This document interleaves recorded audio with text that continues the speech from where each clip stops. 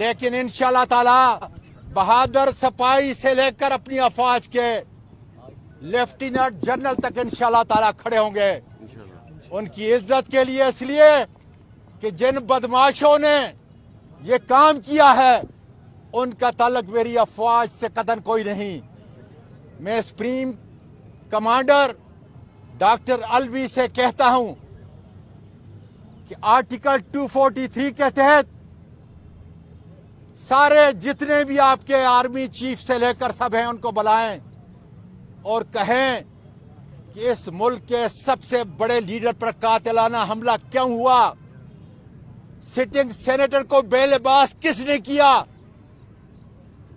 اور مجھے یقین ہے کہ پاکستان کا بچہ بچہ انشاءاللہ تعالی، اور یقین کرو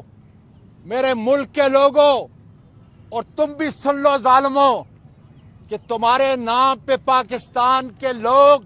اپنے کتوں کا نام لکھیں گے۔ نفرت،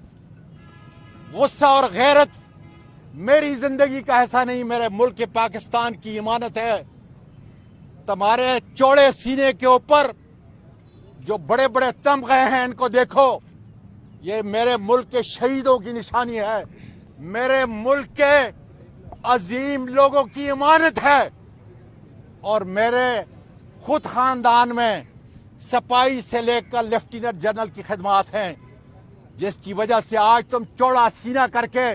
ان تمغوں کو لوگوں کو دکھاتے ہو۔ لیکن انشاءاللہ تعالی پاکستان تحریک انصاف کبھی بھی اپنے افواج کے خلاف بات تک نہیں کرے گی، اس لیے کہ وہ چند نو سرباز دلال ہیں،